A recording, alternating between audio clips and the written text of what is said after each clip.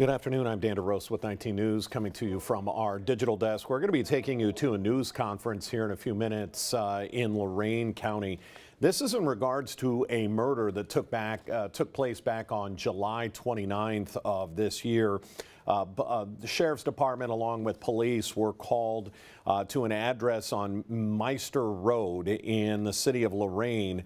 When they got there, they found a young man, 28 years old, who had been shot. A Robert Willis had been shot multiple times. He would be taken to the hospital, unfortunately would not survive. That kicks off an investigation. Obviously, this was back on July 29th.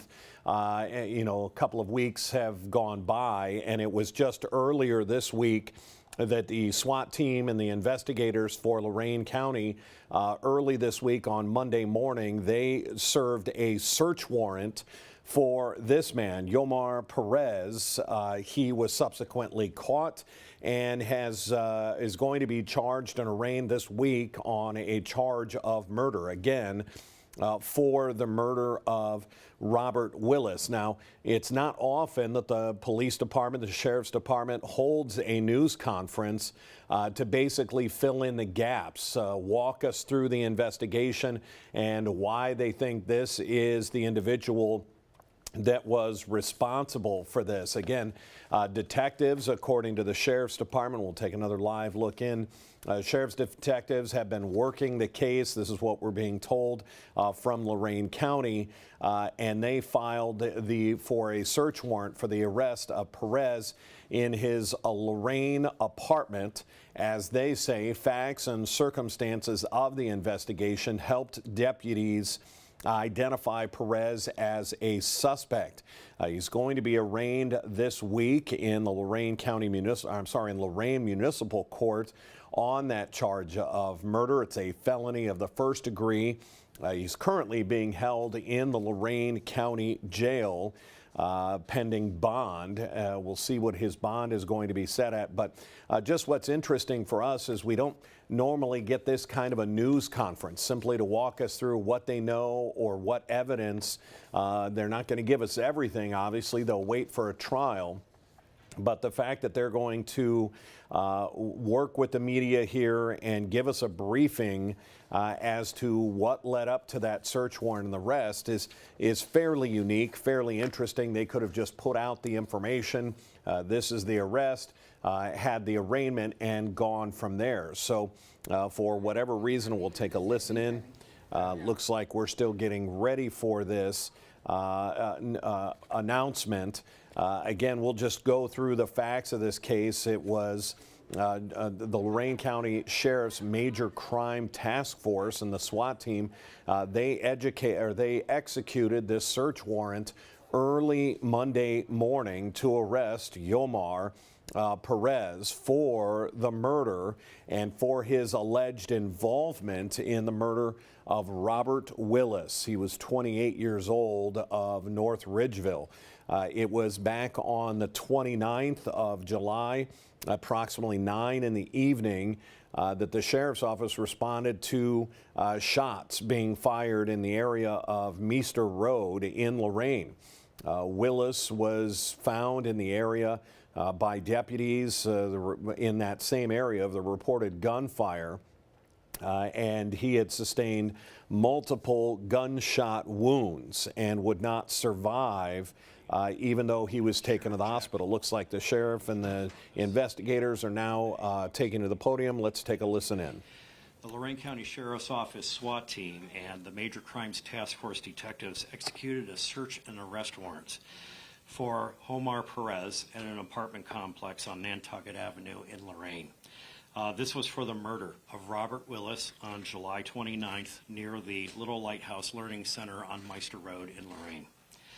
The sheriff's detectives throughout this investigation learned that the incident was originally a planned robbery during a drug buy, which was to take place at the school. Video evidence suggests that Perez brandished a weapon and Willis attempted to drive his vehicle away. In that time, he was shot 2 times with a .380 caliber bullet, and the bullet entered his torso, which later led to his death. The victim, Robert Willis, does have a history of drug dependency and agreed to meet Perez behind the or the Meister Road School to purchase drugs.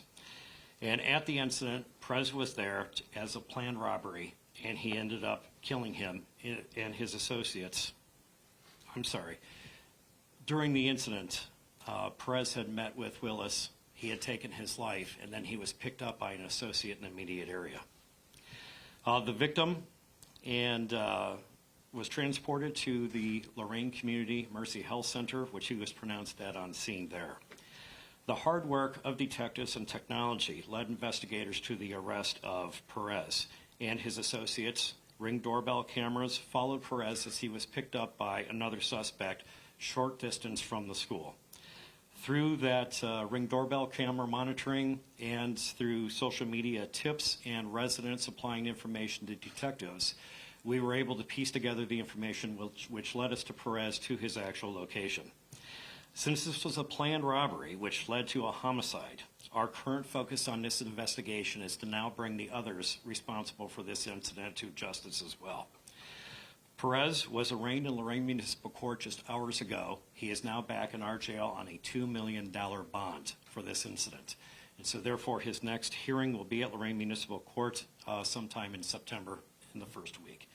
If there's any further questions about this, I want to introduce Major Steve Scharschmidt. He is our director of the Major Crimes Task Force for the Lorain County Sheriff's Office, and he can follow up with any other questions today. Major?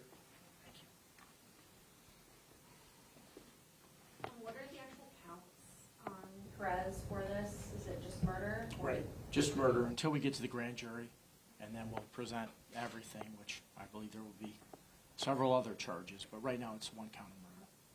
Are you actively looking for the person who picked him up as well? Correct. Yeah, we've had that person identified, and it's part of the process. We feel there are others with chargeable conduct both before and after this incident. It seems like there was pretty substantial resident and community member help with this. I guess what is your message following that about the community's help in finding somebody who did something like that? So we hit that area for days, that Meister Road and Edgewood and Palm Springs, and we received just great cooperation from all the residents looking at their surveillance systems, their ring cameras. That really helped us piece things together prior and after, and then helped us identify this vehicle that we believe picked up our suspect. So it was awesome to receive all those phone calls. A lot of people weren't home. We dropped cards. They're checking their systems, and it says a lot for the residents there that they want a safe neighborhood. What is your message to those residents who had this really scary thing happen, this really tragic thing happen in their neighborhood about the safety of their neighborhood? I look at it as an isolated incident, but we do have gun violence in this county, as we do in many places in this country. So, we work together. We work with our residents, and I think that that's huge. And to have trust in us, to work with us, that meant a lot in this case, and it means a lot overall to law enforcement. And you said that, or the sheriff, you said that Robert Willis was shot while driving away. Was there a sort of car accident? I read somewhere there might have been like a rollover following that. No, he was shot twice in the parking lot, but then continued to operate his vehicle. He had a dog in the vehicle, but one of the rounds went through and pierced his lungs, so he was obviously in distress. So he had struck a shed and then ultimately went into a fence in a neighborhood close by.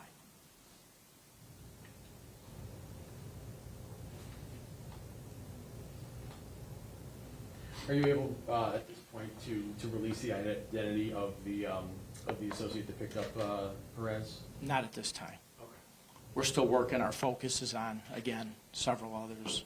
Sure. And what again, we believe is a planned robbery, and we are going to hold those accountable as well. So that's our focus. We've got our primary. Now we're into the secondary. Thank you. You're welcome. And with the secondaries, I guess what kind of crime are you looking at them for? Complicity to commit drug trafficking, complicity to commit robbery, potentially complicity to commit homicide. Everything's on the table. We'll package it all up before we go to the grand jury. And I believe usually for a murder count, judges do $1 million. Did you know why it was $2 million bond in this case? We consider him a flight risk. And there was only Perez and Willis at the actual scene. That's correct. And was it in the parking lot of that learning center and synagogue there? That's correct. Sorry, would you mind spelling your first and your last name? Sure, Steve, last name is Scharschmidt, S-C-H-A-R-S-C-H-M-I-D-T. In your title? Major.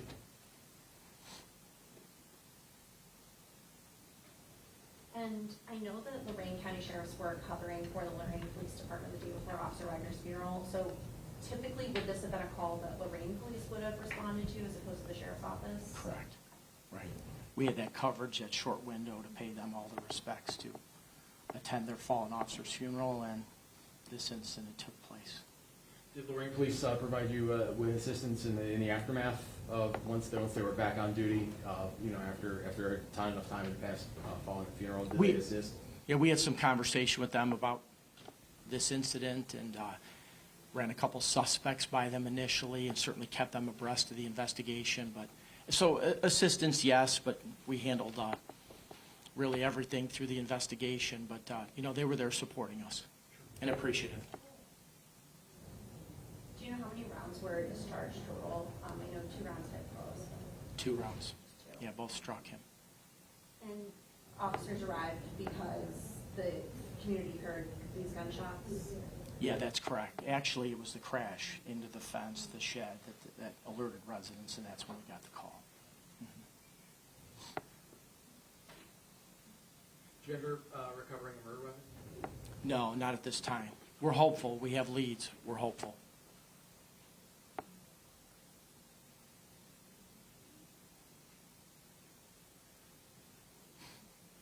You're welcome.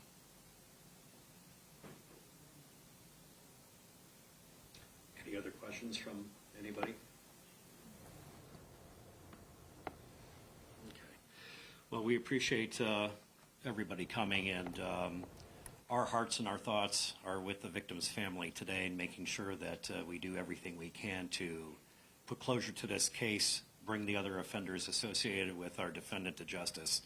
And also, we want to make sure that we work closely with the citizens of Lorain, Lorain Police Department, the Mayor's Office in Lorain, in regards to violent activities that's taken place. Again, what Major Scharschmidt said, we believe this was an isolated incident that had taken place, but nonetheless, it still resulted in an unfortunate death and unforeseen and uncalled for death in somebody who had taken place being inside their city. And so therefore, we just want to make sure that we work with the churches, community leaders, and the police department to make sure that we reduce these type of violent acts that not only take place in the city of Lorain, but Lorain County as a whole. So my thanks to Major Scharschmidt and his team, because I think they've done a phenomenal job, a very thorough job in a short period of time. And in addition to that, to all the detectives, the officers, the deputies, everybody who had worked that scene, but most importantly to all of the residents who were brave enough to call, to supply information, to return phone calls, to provide tips on Facebook, which we received many of those as well too. Residents want a safe community. They want to live in a safe community. We want to make sure that we build that foundation of trust to ensure that they get that safety that they deserve. Thank you all very much for coming out today. Dan DeRose with 19 News as we hear from investigators with Lorain County. An interesting set of circumstances here when we consider the death, the murder, and what they're calling a planned robbery. Sounds like there might be some drug charges in there as well. The suspect in this case, this man here, Yomar Perez, had met up with the victim, Robert Willis, 28 years old, of North Ridgeville, shot him in the process of this, what sounds like a drug deal of some type. Not sure which way or the other, but that's where we're at. But according to authorities, there's still at least 1 or 2 other people who were involved in the exchange, the dropping off of Perez to make this deal. And so they are not done looking for accomplices in that. $2 million bond set already within the last couple of hours for Perez.